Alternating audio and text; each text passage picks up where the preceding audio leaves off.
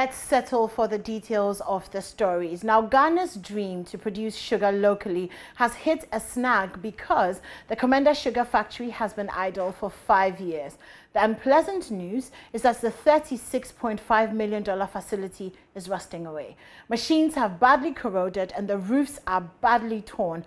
Jojo Kobna visited the factory and reports that though the factory is just 5 years old, it looks like it's almost 20.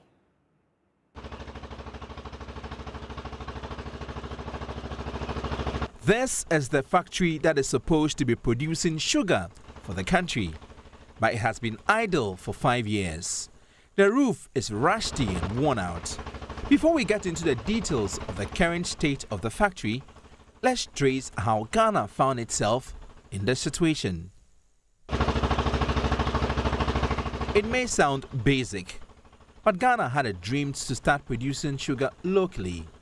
Hence the rebirth of the Commander Sugar Factory. The old factory, built in 1964, became defunct about 30 years ago. A loan of $36.5 million was invested into the factory. Resuming operations at the factory was a perfect opportunity to do things right this time around and cut down on Ghana's importation of sugar. So as I speak, every single cube of sugar, every single grain of sugar that we eat here in Ghana is imported from outside. Commander is going to change that. It is my honor and my pleasure to declare the Commander Sugar Factory duly inaugurated. Excitement created the commissioning of the sugar factory in 2016. The inauguration of the Commander Sugar Factory will provide jobs. It is estimated that in full production, this project will provide direct and indirect jobs to an estimated 7,300 people. Unfortunately, the facility shut down in July 2016 because of inadequate sugarcane. It was due to reopen in October 2016, but never did to date. Since then, there has been a flurry of promises to get the factory running. Because Sama Cassia here, and to Swa Cassia here, Emma factory to me down the amount of land we need for the sugar, the type of sugar we can grow here, all those things were not properly organized. I think our organization. The organization and also the between strategic investor and also it me aba bisomu But it took 2 years before the government announced a new investor for the sugar factory.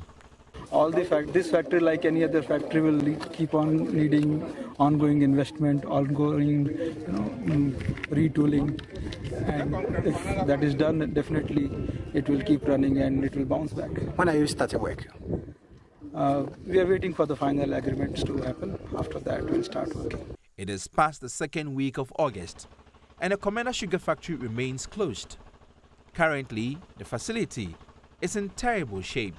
A comparison of the factory in 2016 and 2021 shows the factory is deteriorating.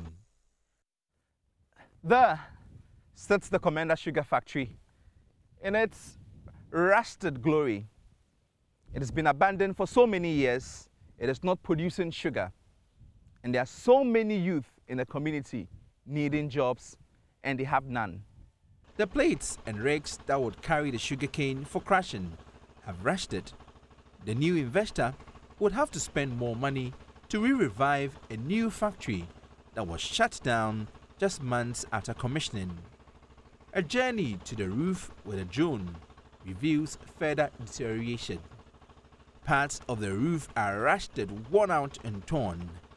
The roof is riddled with holes, and with the onset of the rains, it is obvious the rains seep into the factory. A group calling itself Concerned Citizens of Commander is upset. Their convener, Samuel Abuja, is dismayed. I quite remember about last 2 years, the Trade Minister, Honorable Ahunkalin, said the traditional area should look for land. We've been able to do that. We've been able to secure about 3,500 acres of land. And that is even far beyond the expected 2,000. So as for the land, we already have. It is now left to the government to come and operationalize. So anybody who talks about sugarcane and land issue, it's a non-starter. They shouldn't even go there because we have land available, and then the sugar plantation was also done. You know, it takes 6 months for the sugarcane to be ripe for the factory. When the government came in, it's been 5 years. The land reserved for the cultivation of sugarcane around the factory has been left fallow, and along the beaches of Komenda are people yearning to be employed once the factory is reopened. Joseph Eshen is unemployed. His friends, who could not stand the pressures of unemployment, have migrated to Accra and other parts of the country, hoping to get non-existent jobs. Sharing their disillusionment and absolute displeasure, the residents pleaded with the president to fulfill his promises. What no kwisi na sise we yedwuma sugar factory or musu pa dey taxpayers money and aban akwa hwebo se we baby no da ba dem adis wo won wie na aban fofo abada no so wat na adwuma dem account na aban da ogbe no wat na adwuma ho na adnis wo na adno rust aban we di ehwemo bebre akofo adu na aban we di ehwemo bebre alba bet na the promise akohwi promise ngotin Everybody know the promise I could shoot gotin. And say I could find what you remember. Especially commander for what you remember. As the commander sugar factory about to that man. I bet no what Jim one cast on crowdy. She said I didn't one day. Say Aben Biba. Never I did this one more. Yeah, Aben for bar. I don't continue. You know what you had no more. This is a Ghana Damano Abadama. Yadity. A Kawana, this is a Ghana. This is Ghana, Busi akọ gbogbo na amana ni yada ba ye Muntujuma ye wie ma bafo abama no so am so dem me ya listen o ye wankasa o ma fix your sugar factory man na yan rules. Now we are doubting them so much and we don't believe them. The fact is that for a first term of office 4 years and a second term of office, all this was strategic investor. It has been given to strategic investor.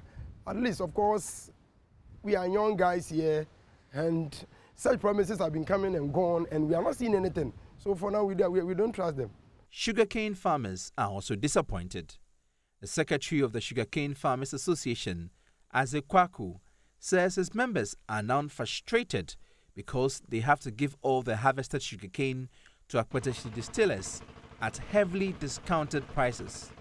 This is because the supply of sugarcane is more than the current demand. One answer no water. One answer one dozen. Maybe no water so water on credit basis. Until my pharmacy is covered there also winning.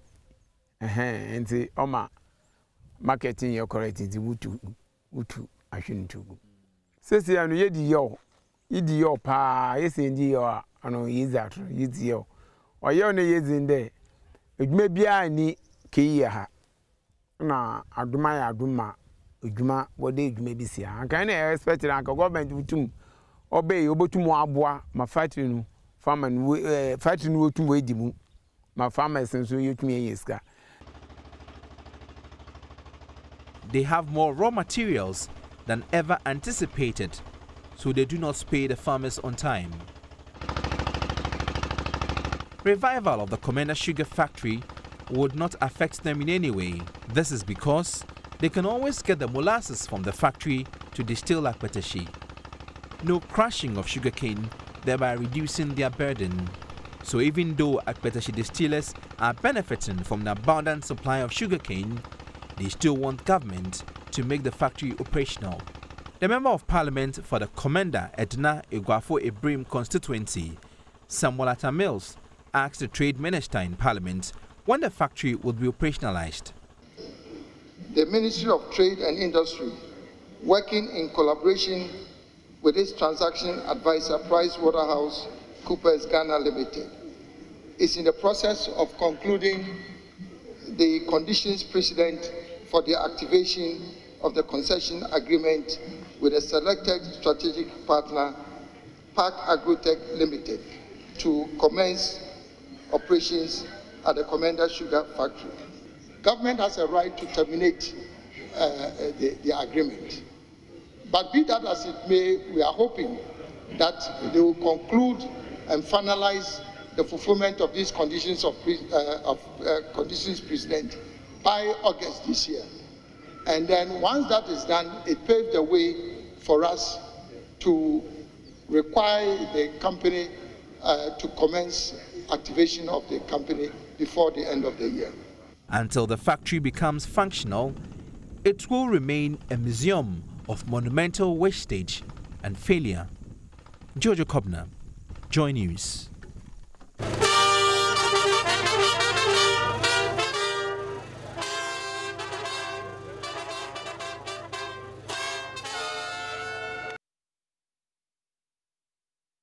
Morning is Mr. Vish Ashiadbo. He is with the PwC, who are the transaction advisors for the Commander Sugar Factory. Good morning, sir, and thank you for your time this morning.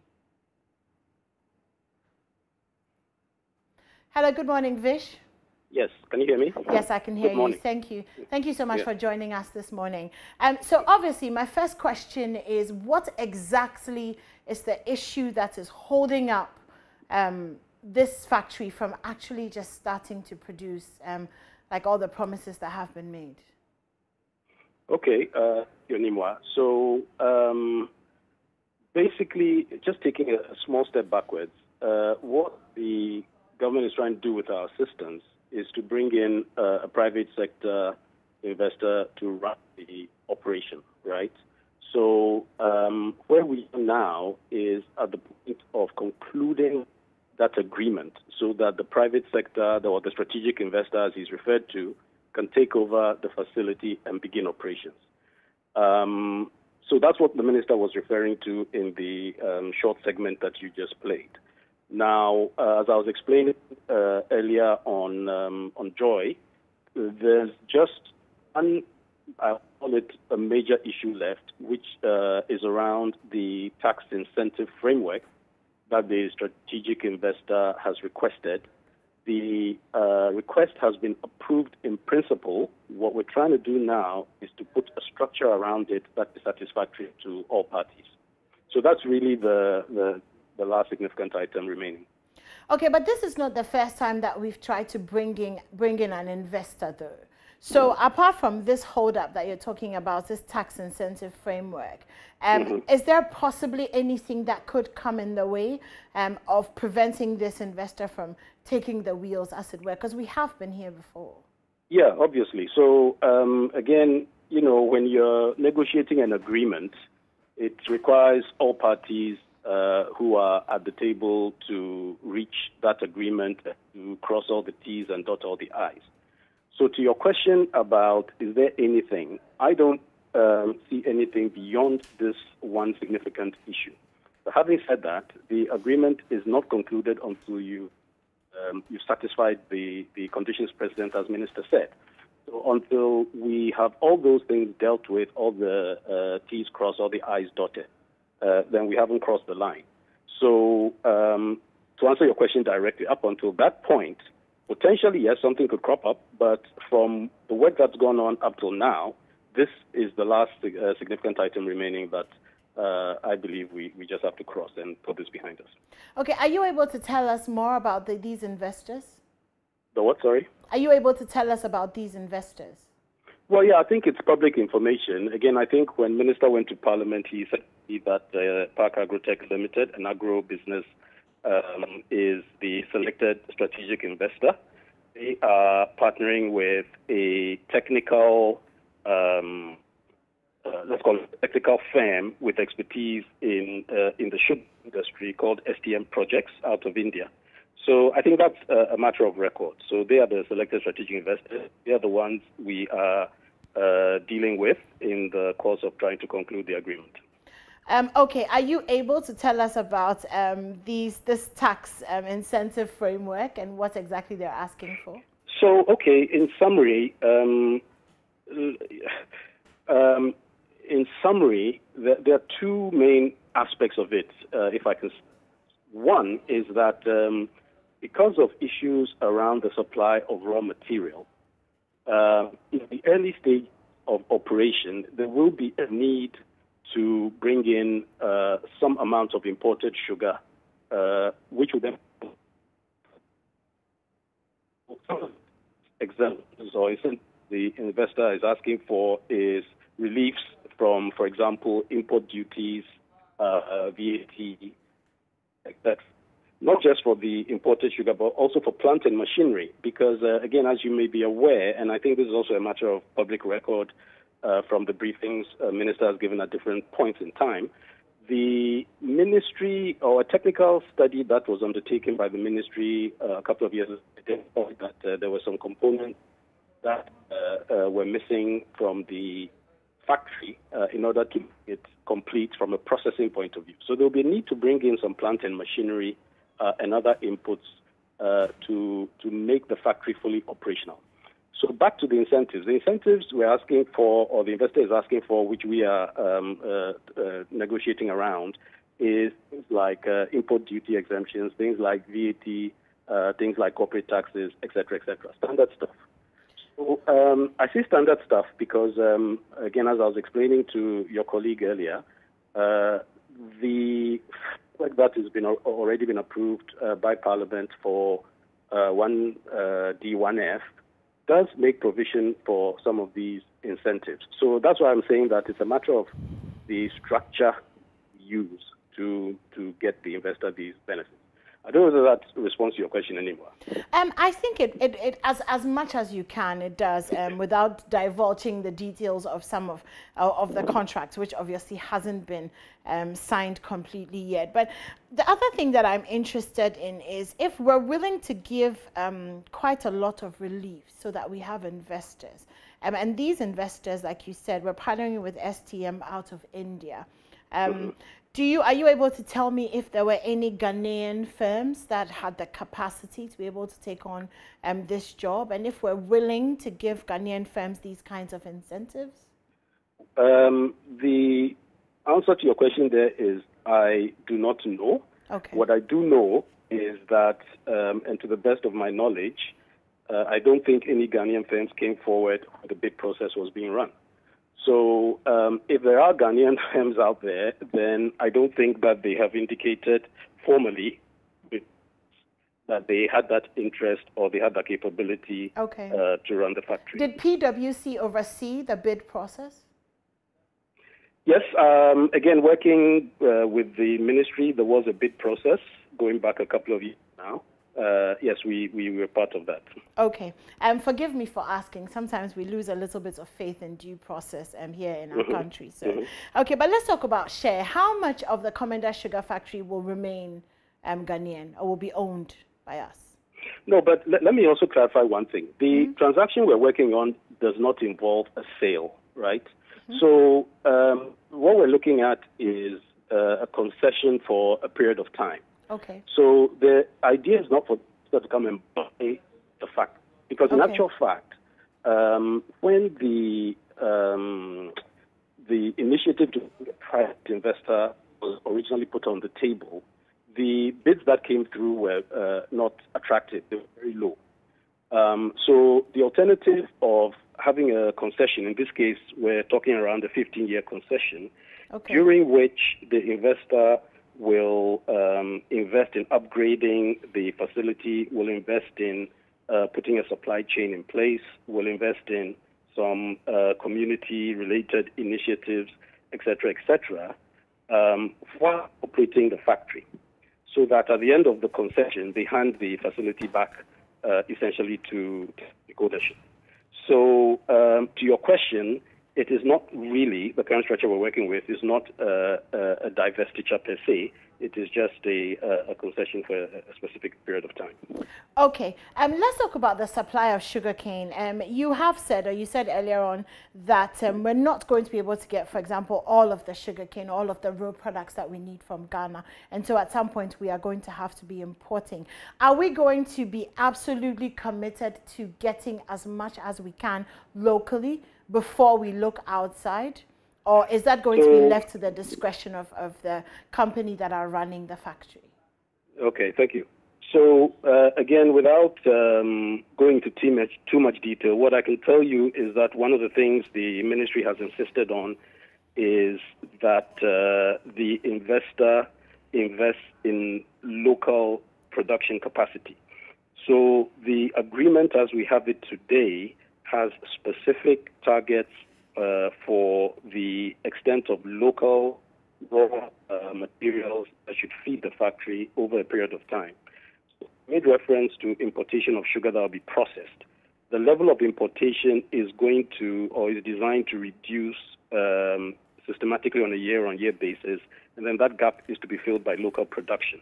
And part of the agreement is for the investor, as I said, to facilitate and invest in that local production to fill that gap.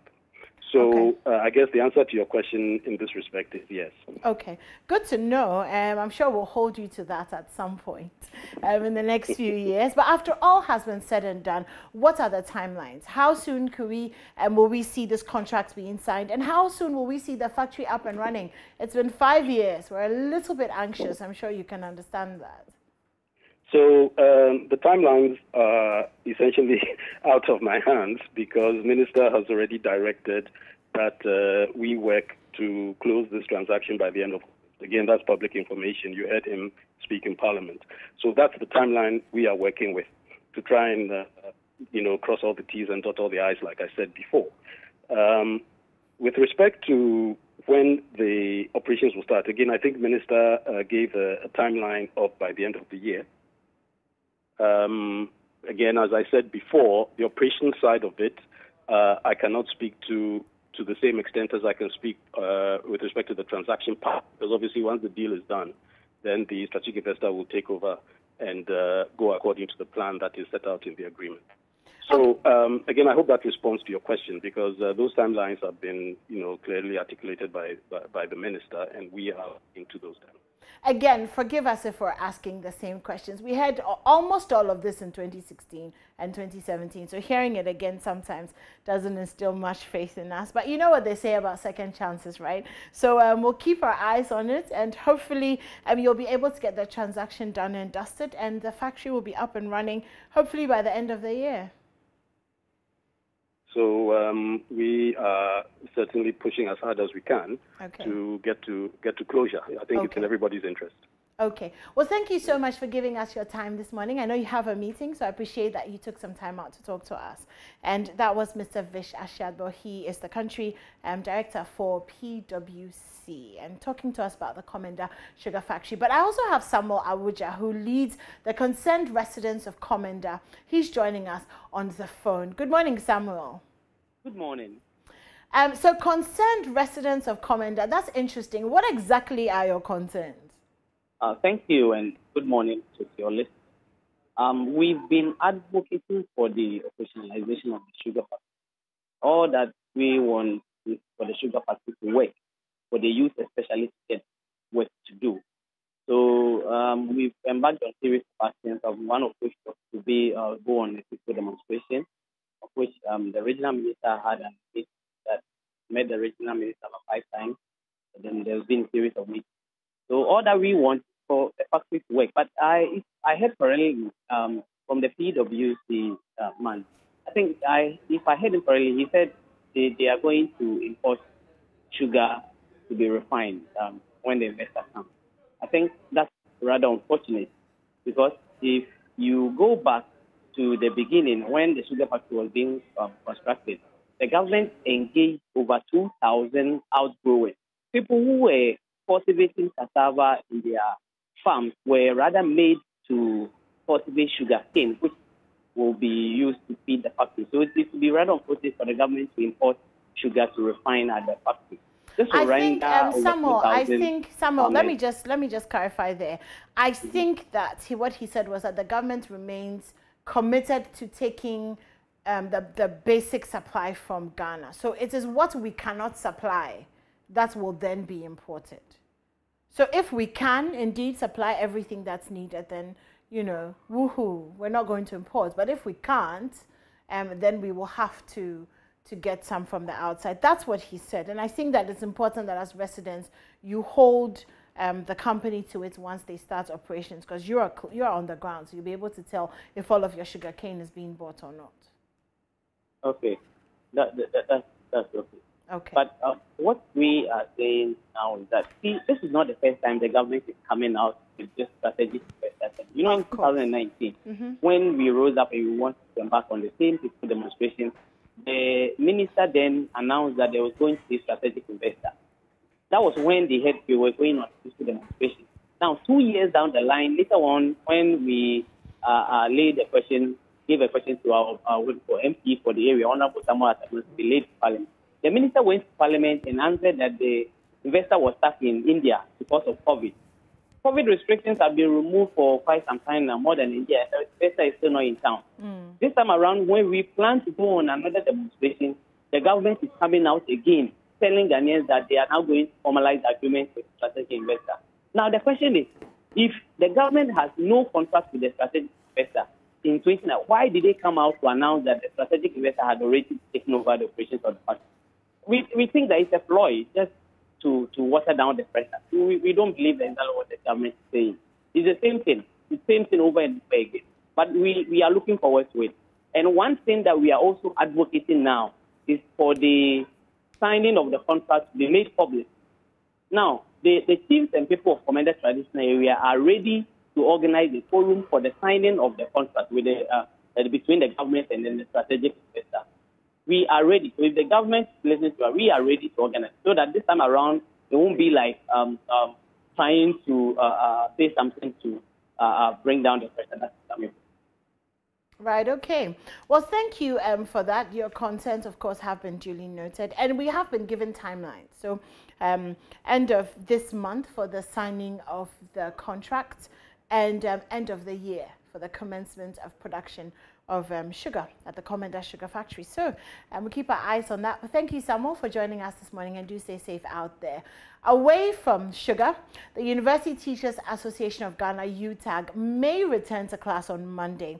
So the president of the University of Ghana chapter, Dr. Samuel Nkuban, in an interaction with Israel Lai on the AM show earlier, said UTAG will convene a meeting tomorrow following the MOU signed with the National Labour Commission and the Ministry of Education to bring finality to the impasse.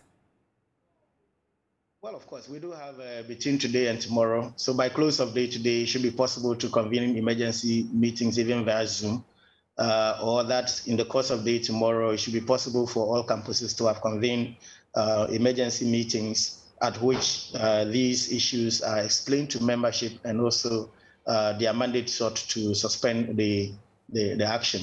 And of course, we believe that everybody appreciates the fact that unless we are on the negotiation table, we cannot get what we want. And so we can't also be on the negotiation table whilst the action is on.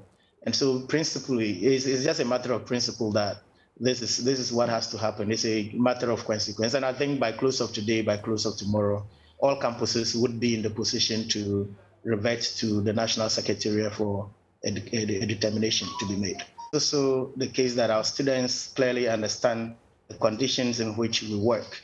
And so they appreciate the gravity of the matter by virtue of the fact that there are many of them that probably would be willing to finish school and to come back and to want to be lecturers, and to realize that this is the position by way of condition of service of lecturers is demoralizing.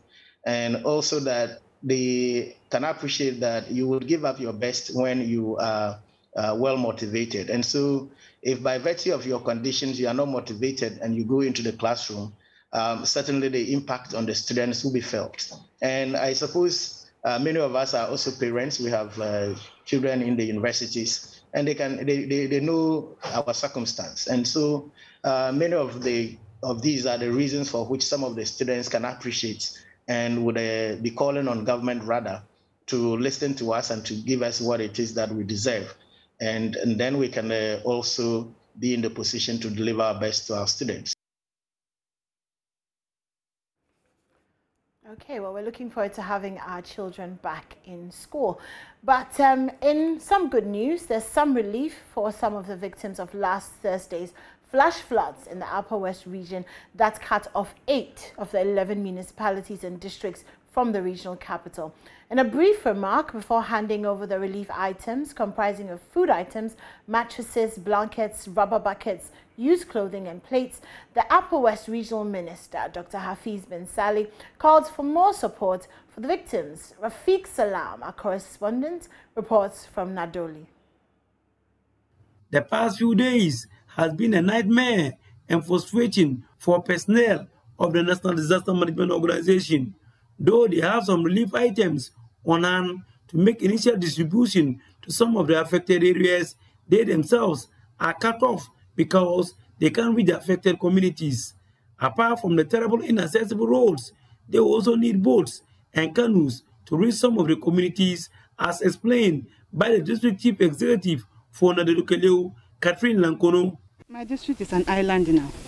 We need boats. Maybe we should consider that because those of us in the low-lying areas closer to the Volta Lake should appeal to regional minister so that maybe the fisheries department or fisheries ministry, for that matter, can consider giving us some boats so that in seasons like this we can use those ones to move, because going towards the western part is very terrible, and then it's only that the boats that we can rely on for now. Unable to reach those communities, it was therefore decided that the various assembly members who did the initial assessment of the disaster from the electoral areas should be given the task to receive the relief items on their behalf. Ahmed Mustafa is the Upper West Regional Director of NANMU. Some of the communities, as we speak now, we cannot go there. And we came to this conclusion because some opinion leaders actually agreed and suggested to us that we should continue to use the assembly members. And they represent us at the local level, whatever that they are going through, but they cannot be left out because of the pain. They are actually looking up to the assembly members to go off the situation as of now. So using them in the same way to get this materials to the people, I think is the best option. And I believe my district directors are equal on standby to assist them in any other guidance such that the people should receive them. Upper West Regional Minister Dr. Hafiz bin Salih, who doubles as the chairman of the Regional Disaster Management Committee, presented the relief items to the assembly members of the two West Head districts, Nadoli Keleo and the Fiema Bure Isa. We are in a difficult period, and we need the contribution of all and sundry for us to be able to mitigate the suffering of the affected persons. We are here to hand over some food items, that is 100 bags of rice, 30 boxes of cooking oil, 4 bales of blankets, 10 bales of used clothing, 30 pieces of plastic buckets, 100 pieces of plastic plates, 200 pieces of plastic cups, and 50 pieces of student mattresses. Presiding member of the Nadolu Keleo District Assembly, Osbert Dambia, received the items on behalf of the affected victims. Meanwhile, there is a relief of a sort for commuters who would like to go to Nadolu and the Jiriba municipality. Some young men from the Fiema, led by Na Edmond, mobilized sacks and stones and dumped them on the Don Fiema road that was cut off by the floods for easy movement of vehicles and pedestrians. For the money, there is one of our brother voluntary give us, some little amount to bought, and then some people that is passing this this road, because they give us 16 sacks. So these 16 sacks, it didn't get to any descent, and then we took some little here, and then we managed to buy these sacks. Reporting for JoyNews, Rafiq Salam, Nadoli.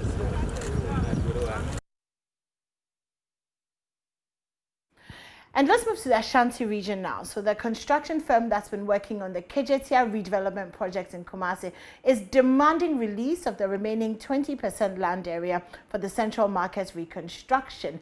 Contractor Construction UK Limited wants city authorities to relocate traders on the land for demolishing and subsequently start of construction. During a tour at the construction sites, Deputy Minister of Local Government and Rural Development, Collins Intim, said the government is committed to completing the market project on schedule, hence the need for the relocation.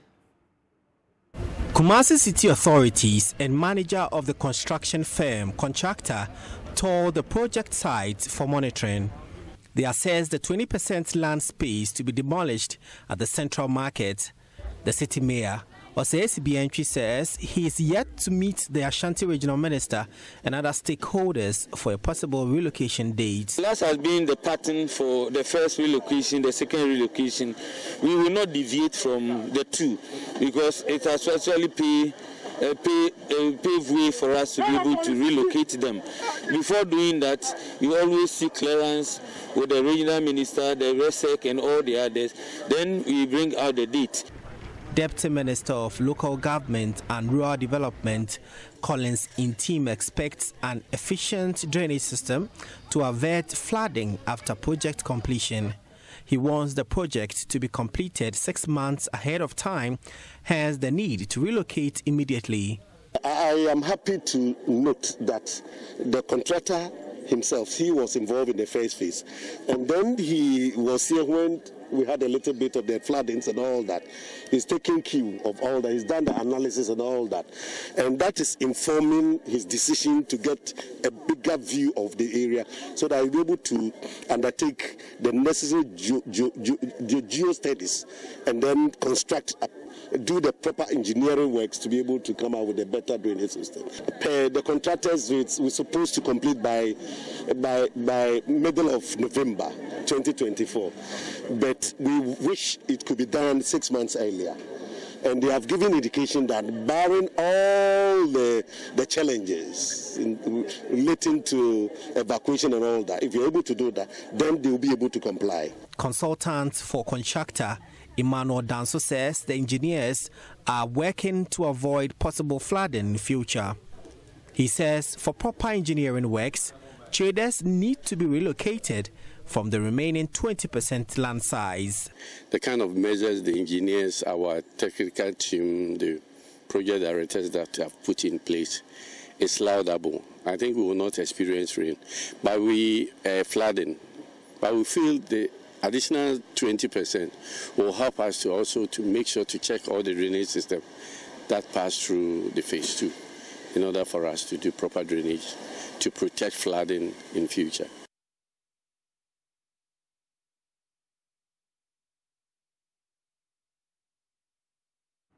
Well, this is an interesting story. Bells have played an integral role at many quiz competitions such as the National Science and Maths Quiz. However, the competition is sometimes faced with confusion over the simultaneous pressing of the bells. Now, what if there's a buzzer that detects the first signal it receives after the system is alarmed, disabling other subsequent presses? Well, on Tech Thursday, Love FM's Kwesi Deborah speaks with Nutifa Fayao at Beno Efunam and Dr. Brichum Echana of the Department of Physics at KNUST, who have developed a very simple solution. The College of Science, KNUST, is preparing to host the National Junior Science and Maths Quiz Competition. The Department of Physics was tasked to come up with a system that will facilitate some aspects of the quiz competition, where multiple contestants would have to compete to be the first to answer one question. Dr. Brichu Machana is a lead scientist. So the idea is that you have a question that is presented to a group of contestants, and the contestants need to race each other and be the first to answer. And in order to be able to determine who was the first, we decided that we needed to have some kind of technological input. And so when that was done, we came to the department and then we sat down to decide on what systems were available.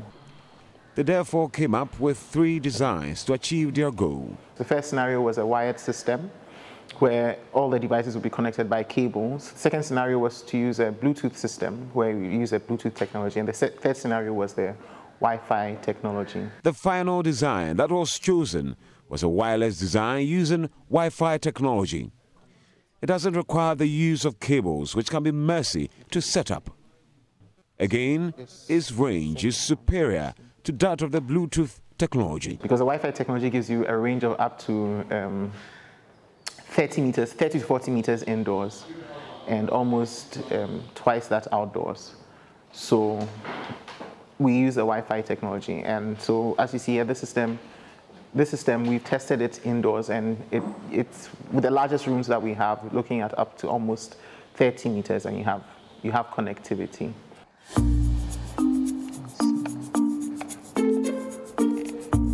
The system consists of a wireless connection, a buzzer, an audio out, a display screen for the master, and an arcade push button. The Fafaya Agbono Efunam is a Master of Philosophy student on the project.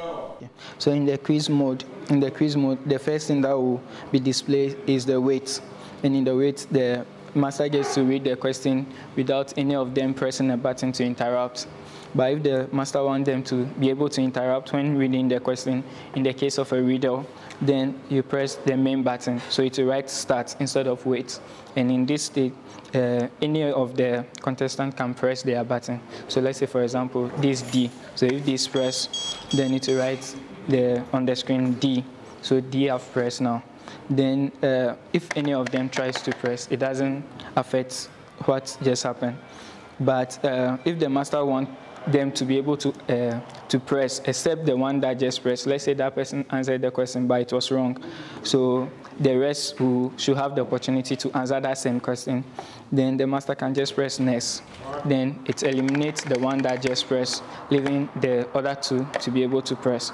So if, let's say, this press, then it will write, okay, this is group C, so group C have pressed. So it gives the opportunity to group C to answer the question. If group C answers and they also get it wrong, the master can press next, leaving the last person to press, and then the time to be showing. So if the time is up, you can stop it, or when they answer before that time, then it also displayed how long it took them to press the button. It also has built-in battery level indicator, and battery charging system. The battery can last up to 24 hours on a single charge. When the indicator shows green, it means that you have more than 6 hours for this to last. The maximum is 24 hours. That's a whole day. Reporter for JoyNews, Kwesi Deborah. We're taking a quick break for business, so don't go anywhere. This is News Desk.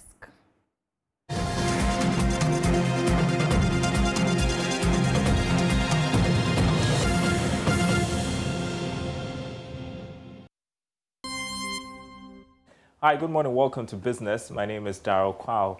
Ghanaian contractors are leading the charge in constructing government's 111 health facilities across the country. Consultants on the project say the local content component will make a significant impact in the economic recovery after the COVID-19 setback. Lead consultant Kwabena Nyako says the decision to retain 70% of total investments in the country will improve the construction sector. Nanaya Jima reports. 250 domestic contractors have been selected to construct 103 of the district hospitals to cost $16.8 million each. It is estimated that $12 million of the total amount invested in the project will be retained in the country and the remaining amount used in sourcing equipment. The execution of Agenda 111 will require significant domestic inputs, which will give impetus to private sector investments into the one district, one factory policy. I expect Ghanaian entrepreneurs to take advantage of the opportunities provided by the significant investment and produce quality building and construction materials required by the hospitals. Fourthly, we have incorporated into this agenda a strategy of direct and indirect job openings to stimulate the economies of the various communities in which the facilities are to be located. Meanwhile, the investment is expected to help boost local economy, with the construction industry being the major beneficiary. Kwabena Nyako is project consultant. It's going to be very significant impact on the industry, because it's going to give a lot of jobs to local contractors. A lot of money will be pumped into the local economies, because on each construction site you're going to have building material suppliers, food sellers, transportation, people bringing sand and stones and chippings and other materials to the site. So it's going to pump a lot of money into the local economy, and it's going to help the recovery, of the general economic recovery after COVID, and I believe it's going to have a significant impact. For JoyNews, Nana Ojima, Kumasi. Now, the Bank of Ghana is taking several measures to aid the country's quest to go fully cash-light. It has been engaging fintechs to assist small businesses. We've got more in this report. The engagement by the Bank of Ghana is coming under its Business Sans Borders program that seeks to develop a network of digital platforms to aid cross-border trading. The program brought together some bank managing directors at the Bank of Ghana, fintech operators, and business leaders in the country. Opening the forum, Governor of the Bank of Ghana, Dr. Ernest Addison, noted that the time is right to give small businesses all the needed assistance so they are not left out as we move towards the era where little cash is used in all financial transactions. One of the objectives of the payment systems reforms is to achieve financially inclusive and an economically empowered society. Delivering an economically empowered society hinges on strong SMEs, which account for close to 90% of businesses. Therefore, facilitating SMEs' participation in a digital economy should enhance efficiency, extend market reach, and build their capacity to generate employment opportunities and boost economic growth. In addition, the broad-based acceptance of digital payments by SMEs will scale up products and services deployment and provide digital footprints for improved credit services by financial service providers. The governor also added that as a host of the African Free Trade Area Secretariat, Ghana must take the lead in developing the required digital platforms to aid international trade. With massive investment in the financial sector infrastructure, a reliable and widespread telecommunications infrastructure, a biometric national ID of high coverage, a robust and resilient banking sector, and a vibrant fintech ecosystem, the stage is set to facilitate Ghanaian SMEs' effective participation in the global economy via these initiatives. In 2020, the Bank of Ghana took another bold step to address SMEs' access to digital merchant wallets with the creation of 3-tier merchant account categories. This enabling piece of policy has flexible and proportionate onboarding requirements that recognize the peculiarities of businesses within the SME category.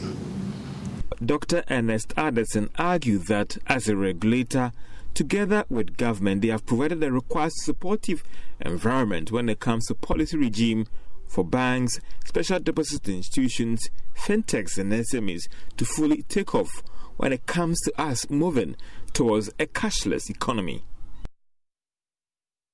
There's more business news on our website, myjoyonline.com/business. We'll take a short break. There's more coming up.